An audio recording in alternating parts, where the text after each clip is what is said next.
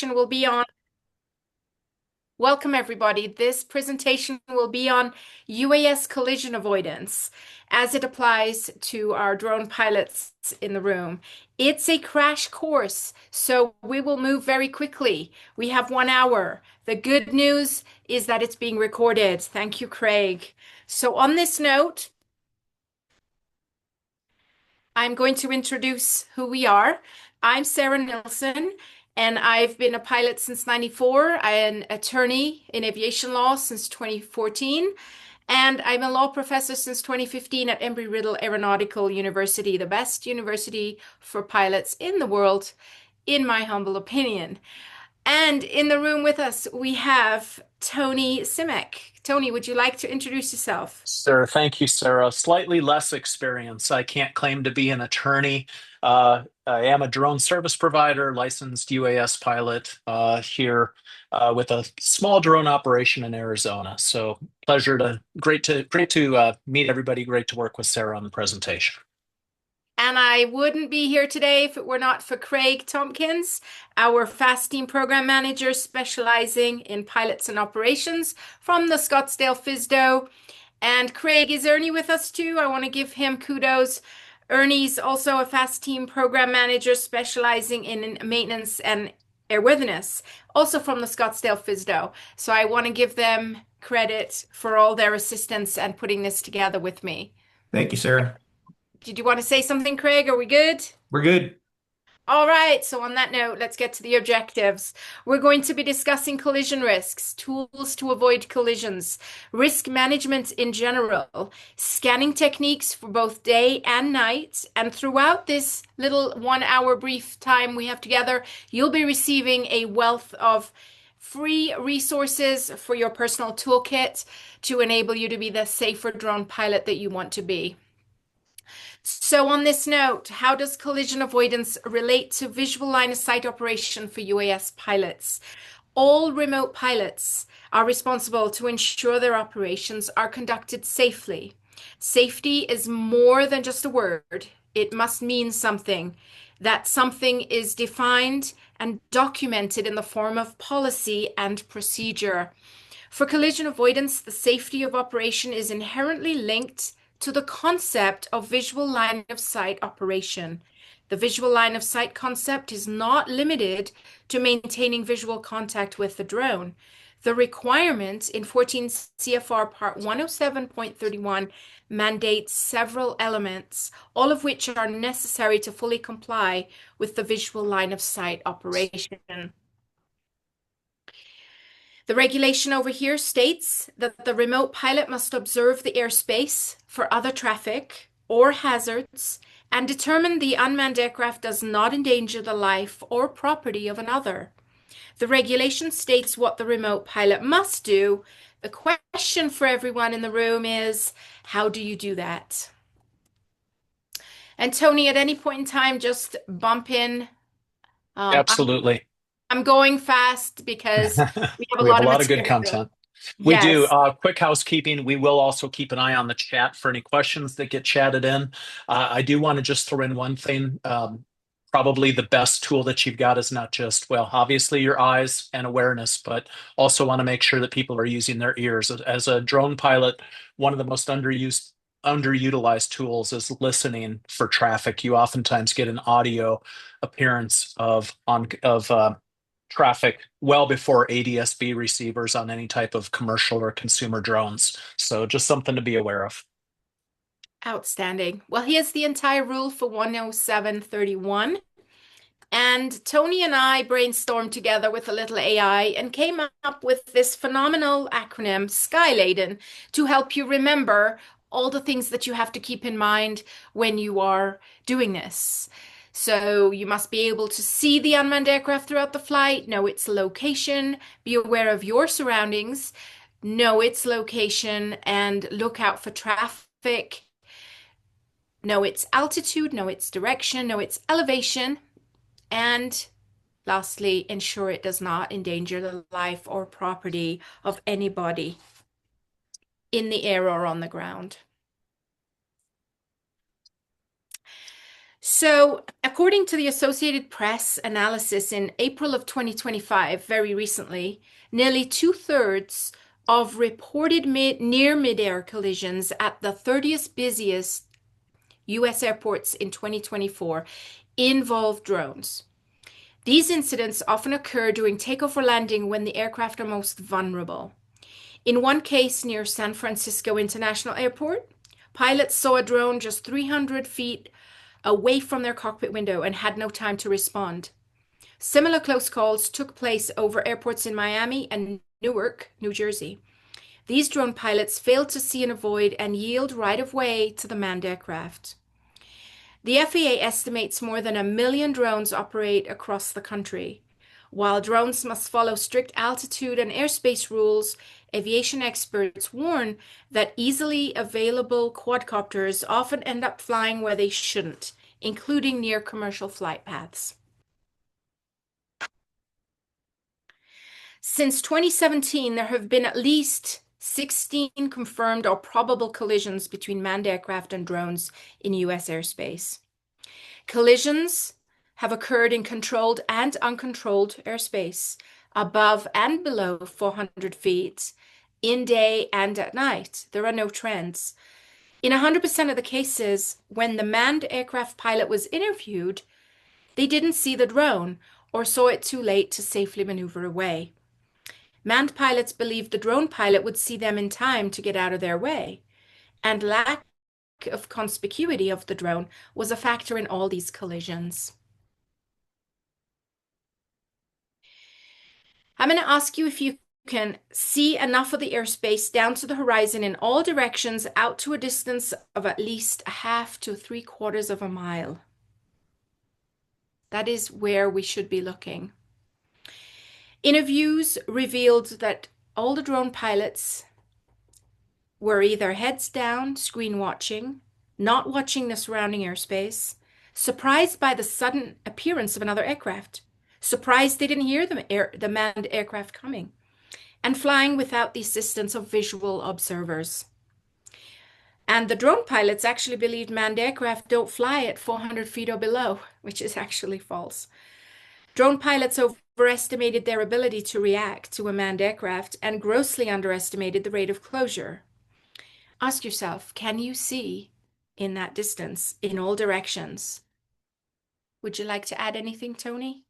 Yeah, absolutely. So this particularly applies to commercial drone pilots. This could also apply to recreational if you happen to be operating at or near a freeway or a coastline or a waterway.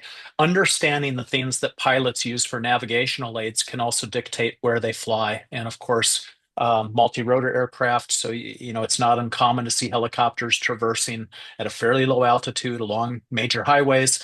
This is where some of your commercial drone work is taking place. And so that drone pilot really needs to use those senses that we talked about earlier, their ears, their eyes, their awareness of airspace to stay out of the way of trouble and to avoid those situations. I think great rules here, Sarah, on being able to see in all directions at distance. Outstanding, Tony. Thank you. So we promised you great resources throughout this crash course. Here's your first one. It's Advisory Circular 90-48 Echo. It's the pilot's role in collision avoidance. Highly advise you take a look at that.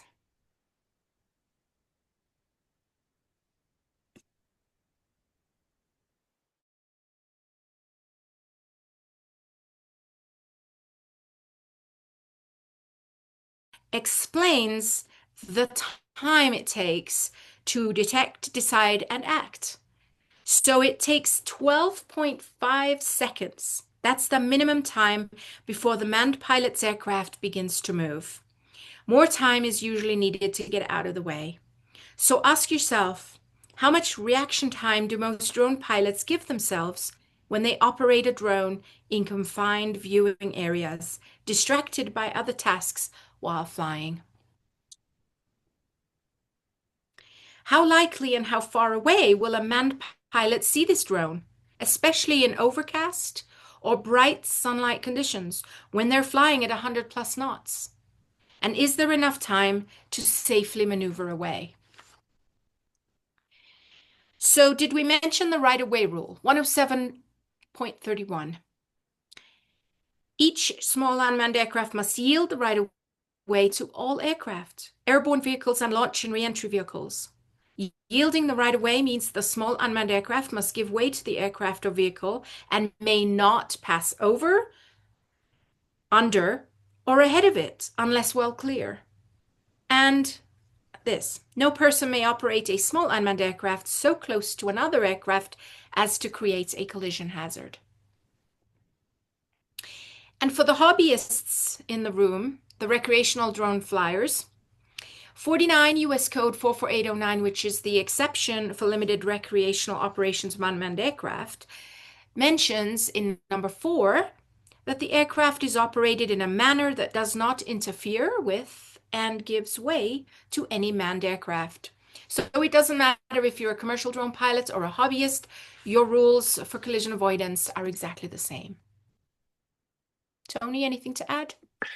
Yeah, I'll just bring up one point. There is absolutely no drone that I've ever operated in the consumer or prosumer or commercial space that truly has a detect and avoid that is suitable to do that. Really, what I'm pointing out is that the technology does not do it for you. You, as the operator, really truly bear sole responsibility for staying out of the way of manned aircraft, doing the right thing. And as our friend Greg Reverdio often says, I know a lot of people have attended his classes or been on his sessions. Don't be that guy. It's such easy advice to take. One other quick point to really bring the point home, and this is also primarily for commercial operators who are operating a drone with purpose, with intent. Of course, a recreational flyer can do the same, operate with intent. Break your intent in down into smaller missions. If you've got to capture the right shot or get the right photo or the right video, don't give yourself a list of 20 things to do. Break it down into small missions and keep safety at the top of each one of those missions. It's too easy to get into a workflow where you're just going through step A, step B, step C, and not taking a pause for safety. So break that mission list down and think about how each component relates to safety.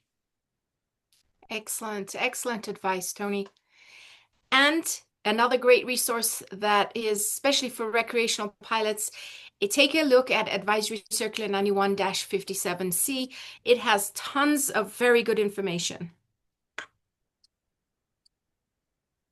All right. We're going to go to TFRs at this point. Oh no. Before we get to the TFRs at this point, let's talk real quickly about one last rule, the 14 CFR 91-119 minimum safe altitudes rule. The reason I put that in there is that helicopters are always lower than airplanes, and drone pilots need to be extra vigilant near helicopter locations, especially hospital power lines, forest fires. This is the time of year for that. Okay, so now, as promised, we're going to talk a little bit about TFRs. I'm going to shut up right now and let you enjoy 2 minutes really briefly on temporary flight restrictions. We'll be getting some of those for the wildfires here shortly. The FAA manages our nation's airspace to keep it safe for everyone. As with cars on the road, there are rules that cover aircraft in the sky to ensure safety. During safety or security events, the FAA may restrict access to certain designated areas of our airspace for a specific period of time, much in the same way a city or state may block off access to a street when necessary. This is called a temporary flight restriction, or TFR. TFRs are issued for safety or security purposes. They restrict aircraft, including drones, from operating without permission in a certain area for a limited time. This can include around major sporting events, during national security situations, or around a natural disaster such as wildfires and hurricanes. At the request of local authorities or law enforcement, the FAA can issue TFRs to ensure safety for aircraft conducting hurricane rescue and recovery activities. These TFRs do not ban aircraft with proper authorization, including drones, from providing disaster relief and recovery assistance. TFRs are communicated to pilots through notices to air missions, or NOTAMs. Pilots must always check NOTAMs prior to flight. Active TFRs are also published on FAA's TFR list, which is updated in real time. The easiest way to see if one exists in your area is to filter by state.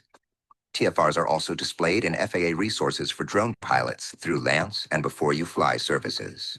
TFRs include details about who may get approval to fly in them. Typically, only public safety agencies, first responders, and other organizations such as media may be eligible for approval.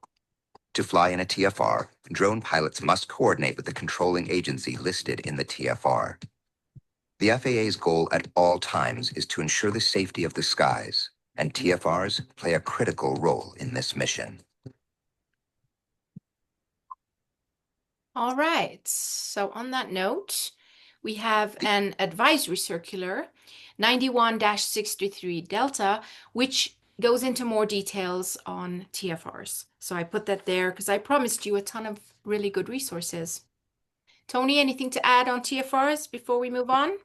Well, for people that check them all the time, you probably already know this, and I may be preaching to the choir, but it's not the world's most mobile-friendly site. So there's two times to check TFRs, obviously prior to your mission, and then at the beginning of the mission if possible. So for drone operators, if you're working in the field away from a workstation or laptop or Chromebook, for example, you're really going to want a full-featured web browser as much as possible. So I highly recommend a tablet to be able to check it. The more real estate you've got, the better you can digest that information. No matter how you view the information, though, the fact that you're viewing it and taking the time to look for the TFRs is really the mandatory step. Know your airspace. Avoid surprises. It's amazing how quick TFRs can be populated, especially when the big shots come to town. So, Mhm. also in the chat, I know I referenced ADSB earlier. Bruce, you made a comment about no ADSB. I'll try to address that. You're right. Drones, UAVs certainly don't generally have an ADSB out capability. Many of the commercially available consumer prosumer type drones do have a mechanism for ADSB in that will give the drone operator some modicum of notification about manned aircraft in the area with some persistent alerts. Again, I always find those to be questionable. Again, it's the drone manufacturer's best effort to give a drone operator some additional advice about the airspace, but I never solely rely upon that drone's ADS-B in capabilities. Thank you, Back to Tony. you, Sarah. Yeah. Thank you so much.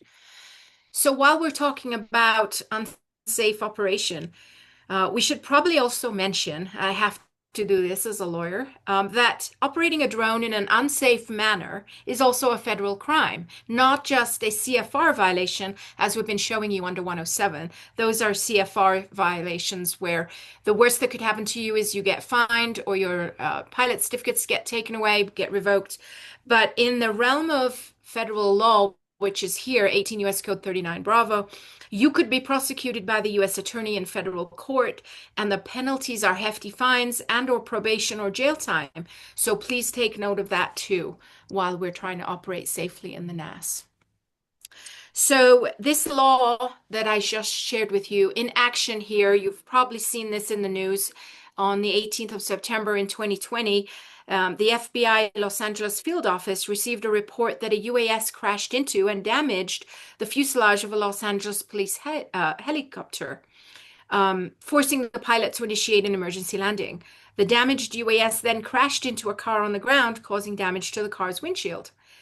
On 14 January 2021, the U.S. Attorney for the Central District of California announced the UAS operator pleaded guilty to a federal criminal charge for recklessly operating the UAS. And on the 12th of April 2021, he was sentenced to 2 years probation and a $500 fine. So they do actually use that law. And you've probably heard about this one more recently, the drone that hit the Super Scooper firefighting aircraft during the Palisades fire.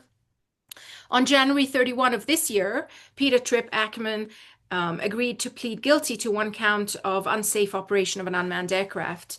And that misdemeanor offense carried a prison sentence of up to 1 year in federal prison. In the plea agreement, Ackerman agreed to plead guilty to the criminal offense and admitted to his reckless and illegal conduct in flying the drone that posed an imminent safety hazard to the Super Scooper crew. As a result of the drone collision, the firefighting aircraft was taken out of service for a period and was not able to continue its firefighting mission. As part of the plea agreement, Ackerman agreed to pay full restitution to the government of Quebec, which supplied the plane, and an aircraft repair company that repaired the plane. He also agreed to complete 150 hours of community service in support of the 2025 Southern California wildlife relief effort. So, just a couple of examples to know that the feds take this quite seriously. We should mention the other federal crime over here, 49 U.S. Code 46320. This is a federal crime for interfering with wildfire suppression, law enforcement, or emergency response effort by the operation of an unmanned aircraft. So, on the topic of fines, these were adjusted in up with inflation. So the $20,000 fine that you see in the old law has now become a little over $26,000.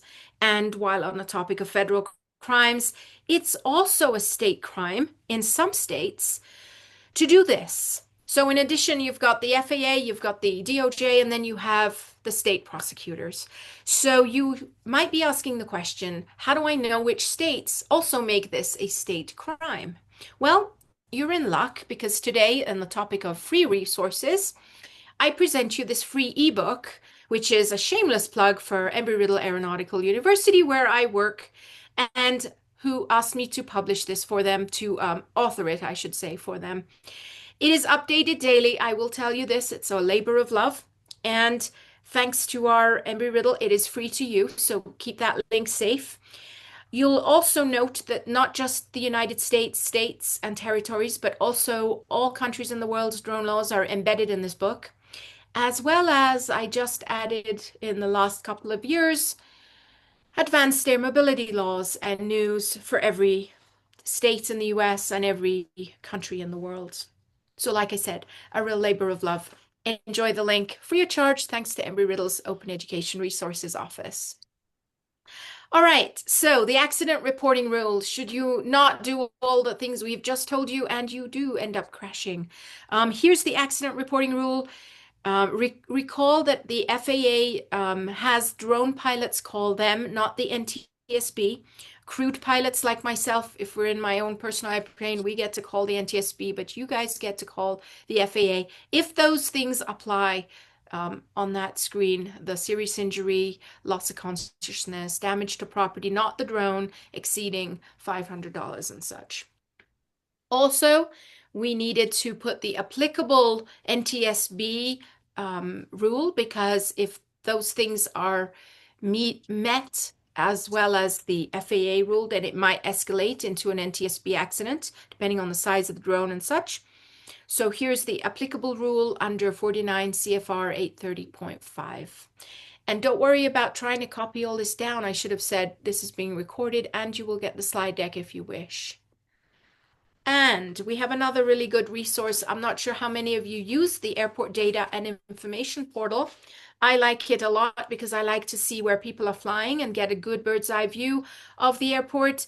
All this data is really very, very helpful in flight planning. Don't forget to play around with the type of map you want on the upper right-hand corner of the screen there. Get different perspectives, get different overlays, and things like that. This is the FAA's centralized platform that streamlines collection, validation, and management of airport data so you can trust its authenticity. It offers transparency into airport aeronautical information and enables authorized users to manage the data specific to their airport. So very good for situational awareness, enhancement, and planning, and also leveraging this for your decision making. Tony, anything you want to add before I quiz the audience? No, I'm sure the audience is ready for a quiz. I'll just point out that I have used this site and it's very good information. There are many commercial missions for drones that do take place near airports, typically under a waiver, of course. But even with that waiver, educating yourself and understanding more of the airport information and airport operations information is very wise. So I'm glad that Sarah included this. All right. So let's have everybody here spot the three drones in the picture. Can you spot them? You can use the chat if you want to tell us if you can spot them. I can tell you manned pilots cannot spot them. I could not if I were out there in the air today. All right, there they are. Keep this in mind. A manned pilot is traveling in an aircraft at 160 knots, moving 270 feet every second. The time needed to detect, decide, and act, as we mentioned, is 12.5 seconds. At 270 feet per second, you'll need to scan the airspace out to 3,000 feet, or roughly 0.64 miles. Can you see your drone a half a mile in all directions down to the surface when you fly? If not, your risk of collision with a manned aircraft increases. So let's switch gears to talk about anti-collision lights for a moment. They make a drone more conspicuous to manned pilots and they aid in collision avoidance. Anti-collision lights help manned pilots see and avoid unmanned aircraft. We encourage drone pilots to use anti-collision lighting during daylight operations. And just a quick note, not to confuse the anti-collision lights with the position lights. Position lights on an aircraft are also known as navigation lights, and on drones, position lights are insufficient in helping with collision avoidance. Tony, before I go over to the visual observer rule, would you like to add something about lighting? I Well, I think you covered it. A lot of the manufacturers, of course, do have a variety of lights. Only typically the enterprise class drones will have a anti-collision beacon that is truly visible for the 3 statute miles that the FAA mandates. So I think there's probably a lot of misunderstanding out there for the recreational flyers who buy a drone, see lights, and assume that they're compliant. So yeah, it's you're spot on with this guidance. All right, so moving on to the visual observer rule. So 14 CFR Part 107.33. I've added bold for emphasis. If a visual observer is used during the aircraft operation, all of the following requirements must be met. The remote piloting command, the person manipulating the flight controls of the small unmanned aircraft system, and the visual observer must maintain effective communication with each other at all times. The remote piloting command must ensure that the visual observer is able to see the unmanned aircraft in the manner specified in Part 107.31, which we discussed on one of the first slides earlier today. The remote piloting command, the person manipulating the flight controls, and the visual observer must coordinate to do the following. 2 things. 1. Scan the airspace where the small unmanned aircraft is operating for any potential collision hazard. And 2. Maintain awareness of the position of the small unmanned aircraft through direct visual observation. So another really important tool with ideas for risk management is the FAA handbook, the risk management handbook you see on the screen, and there's the link. Now, here's the thing. You won't find the word drone or unmanned aircraft anywhere mentioned in this book. However, it's an excellent read on risk management, and several principles will definitely apply to your operation. I promise. So another good free resource. The other resource here is the advisory circular on aeronautical decision making. Along the lines of the risk management one I just shared, this dates back a little bit further to 1991. Have no fear though, its aeronautical decision making principles are quite universal and stand the test of time. Lastly, if you have not taken time to look at Advisory Circular 107-2A, this is jam-packed full of important information, well worth the read, not just for commercial pilots, but also recreational ones as well. Okay, Tony, I'll let you have a few words if you want to before I move to the I. No, I think really the final words I would give on this before moving on is just that it's really excellent to see attendees that care enough about safety as it relates to UAS. All of these resources being out there, I can't help but wonder how much of it goes unread. And so I think the call to chat, the challenge for everybody would be to share the fact that the rules exist, but there's also all these great free resources that Sarah has been sharing that it really behooves us all to not just read it and digest it ourselves and understand it, but also to share those resources with others. So taking this information and sharing it with others, I think, is truly the call to action here today. And we love free stuff, right? It's awesome. Free stuff is good. The only problem with your ebook, Sarah, is I can't get you to sign it since it's an ebook, but I'm the right book here. is You got me in the flesh. It's better very than an good. ink signature. Yep. Well, and the good thing about the ebook, it's always up to date. So amazing how quick updates go into that. But no, please Yes. continue. I think we're making great progress and we are Yes. Are right we on good on time as a time time? check. Are you Yes. monitoring the chat? Are we I am good on that? checking this. There's been some great comments in the chat. Okay. Serge had a great comment about the pilot that hit the scooper being a moron. I don't know how to respond to that other than to agree thoroughly, but great comments in the chat. Awesome. And I'm many glad. requests for the slide deck. Excellent. Okay, excellent. I'm Yeah. glad that people are interacting with Yeah. us. Okay, Yeah. so let's talk about scanning for a minute. So back to the tool that we shared earlier, the Advisory Circular 90-48 Echo, the pilot's role in collision avoidance. Effective scanning is accomplished with a series of short, regularly spaced eye movements that bring successive areas of the sky into the central visual field. Each movement should not exceed 10 degrees, and each area should be observed for at least 1 second to enable detection. Although most pilots seem to prefer horizontal back and forth eye movements, each pilot should develop a scanning pattern that is most comfortable and then adhere to it to ensure optimum scanning. So, we have another resource for you. It's from the Pilot's Handbook of Aeronautical Knowledge, and chapter 17 in this book speaks to aeromedical factors. And while admittedly some things only apply to manned pilots, there's still a wealth of knowledge to be gained by remote pilots. For example, did you know we have a central blind spot in our eyes? So yeah, you can answer that in your head. You do know we had that blind spot. Now, I'm not a medical doctor. I do have a doctorate or two, none of them in medicine. However, I'm going to do my best CFI attempt to give you a brief overview of the eyeball and how you have these blind spots. So let's begin with a brief overview of rods and cones. The cones are responsible for color vision, from appreciating a glorious sunset to discerning the subtle shades in a fine painting. Cones are present throughout the retina, but are concentrated toward the center of the field of vision at the back of the retina.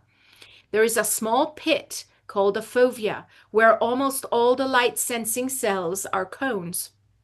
This is the area where most looking occurs, the center of the visual field, where detail, color sensitivity, and resolution are highest. While the cones and their associated nerves are well suited to detecting fine You have an detail ice and cream color, bar, honey? No ice cream today. while the cones and their associated nerves are well suited to detecting fine detail and color in high light levels, the rods are better able to detect movement and promote vision in dim light. The rods are unable to discern color, but are very sensitive to low light levels. The trouble with rods is that a large amount of light overwhelms them, and they take longer to reset and adapt to the dark again. There are so many cones in the fovea that they are at the very center of the visual field, but virtually has no rods at all. So in low light, the middle of the visual field is not very sensitive. But farther from the fovea, the rods are more numerous and provide the major portion of night vision. Which brings us to this. The area where the optic nerve connects to the retina in the back of each eye is known as the optic disc. There is a total absence of cones and rods in this area, and consequently, each eye is completely blind in that spot. As a result, it is referred to as the blind spot that everyone has in each eye. Under normal binocular vision conditions, both eyes used together, This is not a problem because the object cannot be in the blind spot of both eyes at the same time. But on the other hand, where the field of vision of one eye is obstructed by an object, a visual target could fall in the blind spot of the other eye and remain undetected. Did you also know that you have a night blind spot as well? So it's estimated that once fully adapted to darkness, the rods are 10,000 times more sensitive to light than the cones, making them the primary receptors for night vision. Since the cones are concentrated near the fovea, the rods are also responsible for much of the peripheral vision. The concentration of cones in the fovea can make a night blind spot in the center of the field of vision. So why launch into this biology lesson? Simply to tell you that to see an object clearly at night, the pilot must expose the rods to the image. This can be done by looking 5 to 10 degrees off center of the object to be seen. All right, Tony. Well, it's an interesting transition from biology to Technology. equipment, but it's interesting. I did want to touch base on the fact that drone pilots are almost exclusively dependent upon a display for the telemetry, and they're oftentimes holding a controller. Especially in twilight hours or nighttime, that controller's screen can be glaringly bright. We all know that you're in control of the brightness to a degree, but it's not a natural transition going from controller to maintaining visual line of sight of your aircraft. And so, understanding the biology lesson that Sarah just shared with us should tell you you're going to have some night blindness as well, moving from bright controller screen to looking up. And it can be a jarring experience, and it's all the more reason to really know your airspace, use all of your senses, and just be hyper aware of the environment. There are some fun, interesting tools that can red mask, red filter your screen. They can be done in both the iOS Apple ecosystem as well as the Google Play Store. There's also device settings for accessibility that can help you lower the brightness beneath even the manufacturer's limits and mask and filter those displays. I'd really encourage people to look at that if they are doing recreational or commercial drone use in the twilight or nighttime hours. And then another tool that's really good, if I am going on a night flight, I will try and pre-flight and do all the stuff I have to do, get my situational awareness, all that kind of thing before it gets dark. And that way my eyes can get adapted, and then try and use red light, not bright white light, because that will burn my retina and it takes the rhodopsin in your rods about, I don't know, 20, 30 minutes to recover.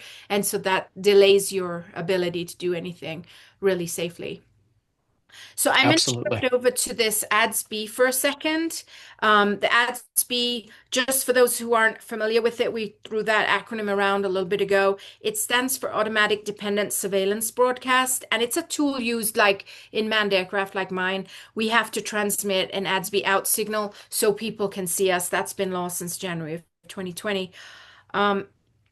ADS-B in, however, refers to an aircraft receiving those broadcasts, enabling pilots to see traffic and weather information in their cockpits.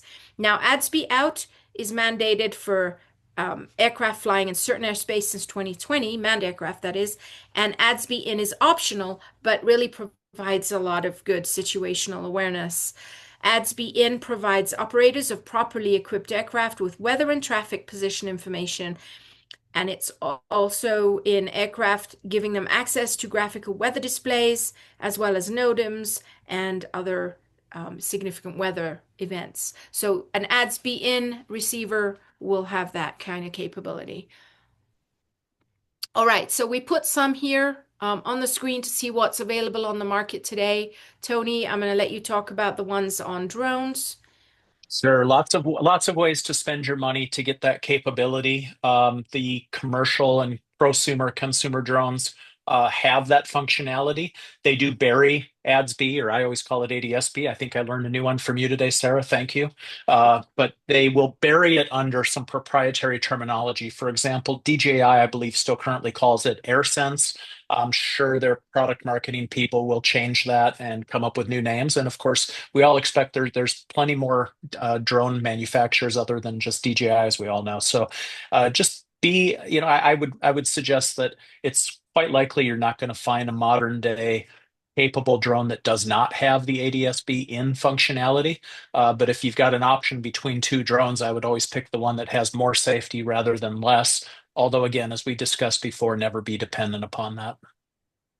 Outstanding. Very good advice. All right, so we're going to give you a pop quiz here. What are your takeaways for today? 5 key takeaways if you've learned nothing else other than gotten a ton of free resources. Here are your 5 takeaways. If you can't see, meaning unaided, down to the horizon in all directions for a half to 3/4 of a mile, then your reaction time is reduced and the collision risk increases. That's one.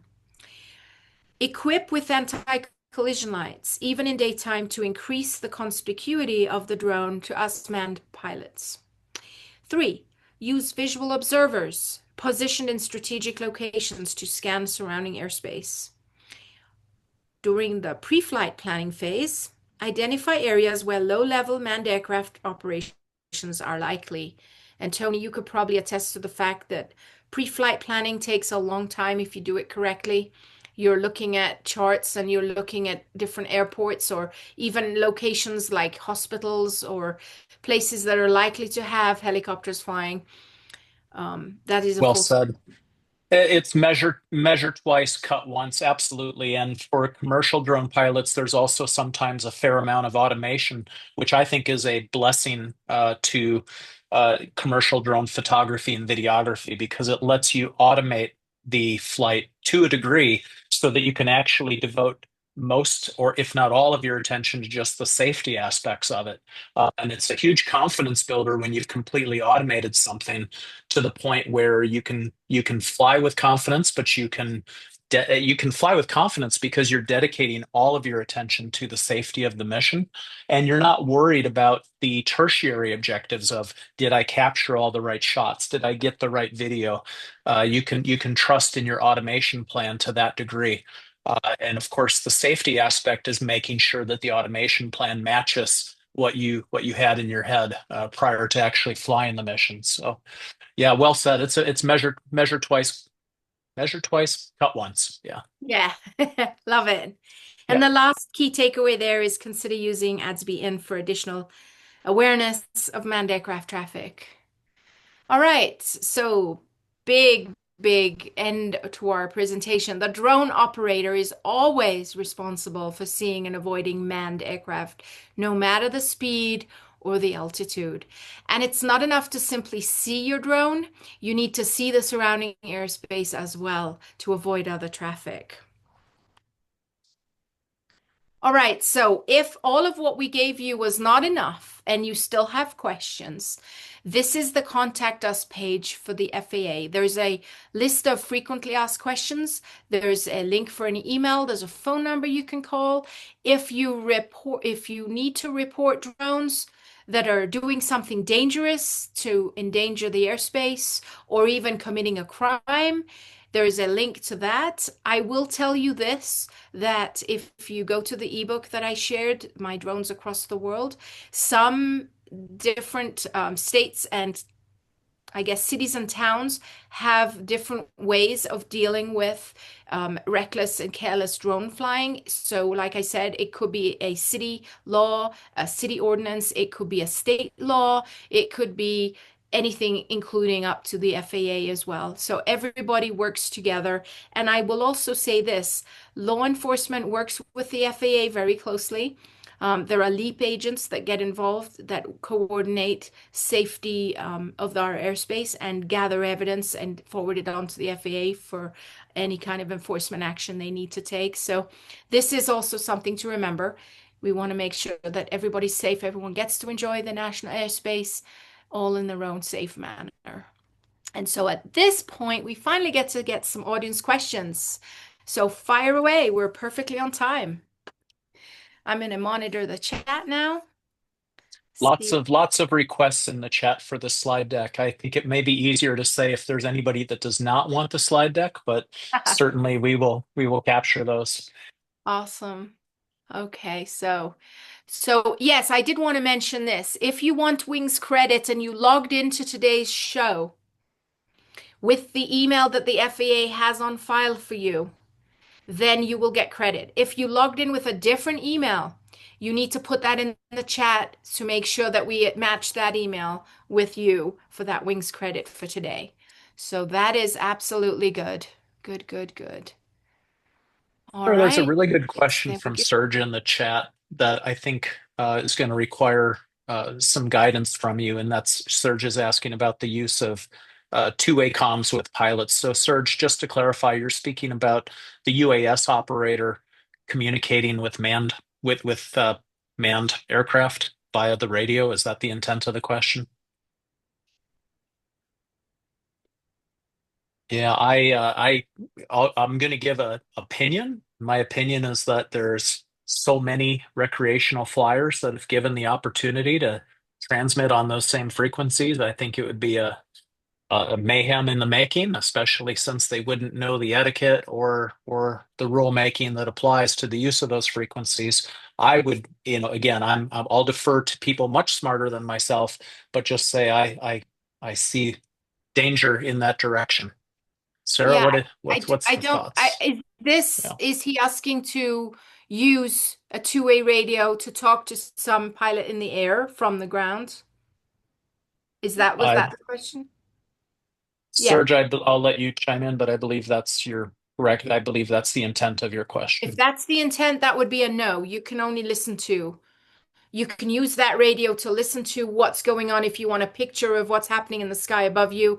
If you understand, for example, a traffic pattern and you want to see where the pilots are and they're giving their position and intentions as they're flying in, you can listen and get a visual picture of where everybody's at. But you cannot talk to them, no. And John, I see your additional commentary about some of the courses. I can't speak to that. I can't claim to have taken all of the different courses that are out there. I can tell you that in many years of being a drone service provider, I've never had the need to do that. If you operate within the constructs of a waiver, you've got very clear guidance from the FAA on what you need to do to fly within the constructs of that waiver. I've never needed that. I have many times been given phone numbers to call to pre-alert a tower of an operation, give them your COA waiver number, but never to directly talk with pilots. I would feel undertrained, and I don't think I would be the right person to talk with a pilot because if they had follow-up questions, they're trying to pilot an aircraft, and if they start their aeronautical speak. I would hope they would have somebody like Sarah to talk to rather than me. So I think that I'm going to discourage that. I don't think that that's a helpful path. I was looking at Oh, uh, and remote ID is absolutely being used by authorities. I'll point you to a device I yeah. recently purchased. Many of and anybody can become a customer of Drone Tag. And again, this is not me advocating for a product or endorsing it. I'm a consumer of it, but certainly there are organizations that have certainly acquired things like the Drone Rider, other receivers to receive remote ID. In fact, I'll just speak to what I see as I consider it marketing, but claims of tracked numbers of violations by using this data. When I turn on my drone rider here, I'm in the West Valley of the Phoenix area. When I turn on my drone rider, I've got a good 10-mile reception range with it, and I do see drones. Uh, it's remote ID is a fantastic technology. You do get frames out of the air that are broadcasting the relative height of the drone from the takeoff point. I don't think enforcement or awareness is too far behind, but the technology platform, the framework certainly exists, and I believe it is being done, if not actively enforced. I see a comment here by Richard Lee, a concern from balloon and powered parachute operators who operate in the 400-foot AGL and below airspace. Yes, without ADS-B or transponders or things of that nature, or radios for that matter. Sometimes they might have a handheld radio, but sometimes they're in golf and they don't need it. So in class golf. So yeah, the rule to see and avoid applies to everybody in the air. And unfortunately, the drone operators need to understand that because they're the most maneuverable ones, they have to get out of the way of all manned aircraft, including balloons and powered parachuters. So yeah, that is a concern. It is very dangerous if you're not watching. And yes, very good. And there is, okay, a question about, yeah. The questions all show the very first thing, which is at least awareness. And of course, you Yes. can always endlessly debate over what the next best steps are, but just being aware. Certainly, nobody should ever be surprised that, oh, I'm operating in a parachute zone. I mean, I think you've got to go out of your way just about everywhere to go to a skydive center. They're not typically located in easy to get to places. So that type of awareness. I think the people in this session are more likely to get it. You're here not by chance. You already have a desire to understand safety and express yourselves in the safety forum. So I think really just making the novices aware. And when you hear of the friend or the coworker or family member that gets a new drone, and hear what they intend to do with it, I think a gentle reminder about just being aware of airspace and maybe even relating some of these stories that we see. Serge put a great one in the chat about operating in Los Angeles where LAPD helicopters operate. Knowing where you operate and knowing that that's a risk factor would certainly drive my actions. I've been known to turn down, I've been known to say, I don't want to work in a busy environment like that because I'm not comfortable with it. But certainly being aware is really just so reaffirming here to, I think, myself and hopefully everybody that there is an interest in that safety. Indeed. And John, what was your comment to, sadly, I have that textbook, the drone law textbook. What was that? Because it's huge and it's very, very large. And please don't ever print it. I just was curious. There was one other question here. I would also like to warn against flying your drone near a drone light show. Yes, Absolutely. absolutely. Absolutely. And why would, I mean, we all know there's morons. I mean, why would somebody, because you want to capture it? My gosh, why couldn't I capture it from a ground camera and just avoid their operations? Why can just the airspace? Um, Drone light shows have enough going on. Some of this is common sense. Uh, that opens up a whole nother can of worms about what is common sense and does it exist. But all good points. I mean, this, Ken, that just shows, I think you're just expressing something that I would hope anybody thinks about before taking off with any type of vehicle. But So yeah, I great see what points. I see what you said, John. Could you, if you have that, could you send me an email? Real quick, I'll put my email in the chat. I want to see where that's at so I can maybe clarify better. And maybe it was just referring to listening only. I'm going to go ahead and just give you that because if there is an error, I need that fixed right away. There we go. And just send me that link. Oh, yes, the Super Scooper repair was 65. Yes, it was. Hi, Shannon. Nice to see you again. Um, I just wanted to, before we get any deeper here and come to a conclusion, just put it out there since we're talking a lot about airspace. On Thursday, same time here, this Thursday, we're going to be doing a airspace, one of these same outreach Zoom webinars for UAS airspace outreach. And then on July 1st, we're going to be same thing, 5 p.m. We're going to be talking about recreational flyer rules, and that is just for all the hobbyists out there.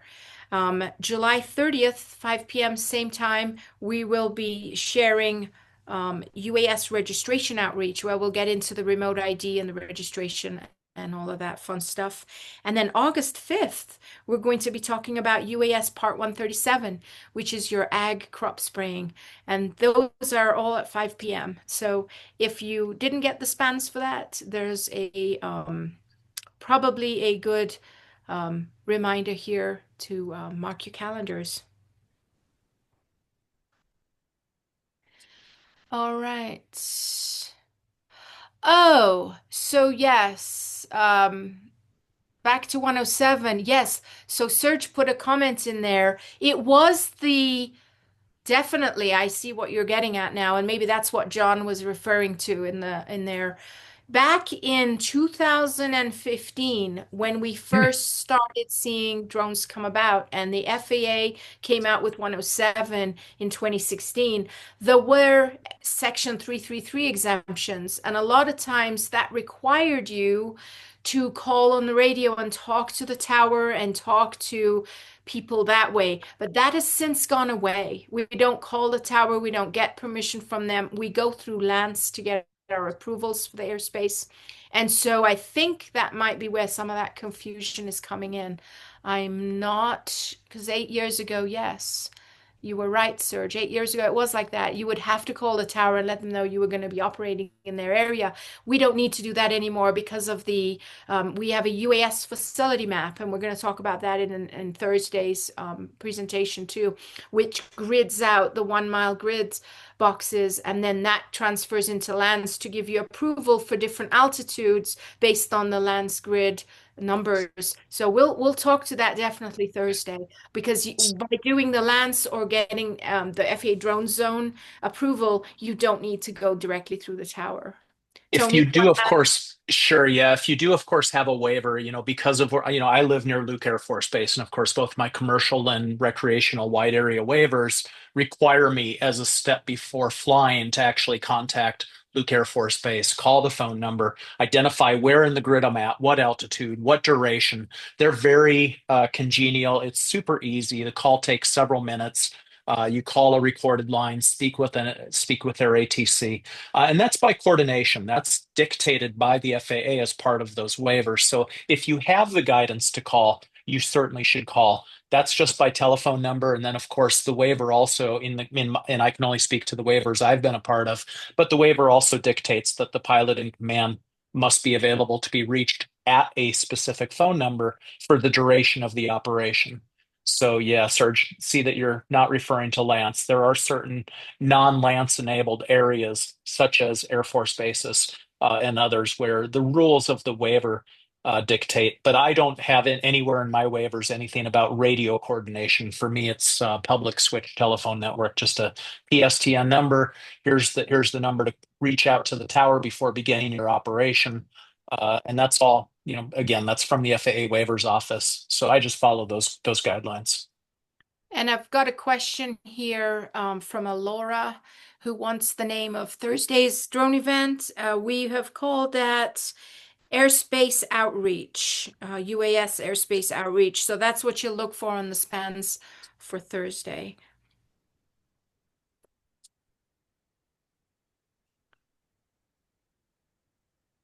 Thank you, Richard. Always fun to present, and yeah, definitely get Sarah's ebook. I can't. I got to tell you, it was a great read just to see the legalities and even areas that I'll never get to in my lifetime. It was fun to see all of the information in the ebook. John, I'll be looking for your email because I want to fix anything that's in there that's confusing. Definitely do that. That's the beauty of an ebook. I've authored 5 legal textbooks, four of which I lie, four of which are printed. And so I have to go through an act of Congress literally to get the publisher to put any updates out there. But the ebook, I can go in virtually this evening after we're done talking here and fix whatever it is instantaneously. So I love that. I love that ability. Plus, I get to share all the stuff that happens from today to today, like all the latest executive orders we had, which were very good for drones and advanced air mobility. So I put those in the night of. So that was super. And we like that. We like to keep it fresh. So, John, I look forward to your email. Awesome. It looks like we're almost out of time. And Yep, I'm just right on time. Nicely right done. on time. Okay, Craig, would you like to say any final words? Just to thank you, Sarah, and Tony for the fantastic job and all the wonderful information. Right Awesome. on. All right. Well, thank you all for being here. And if I see you on Thursday, that would be awesome.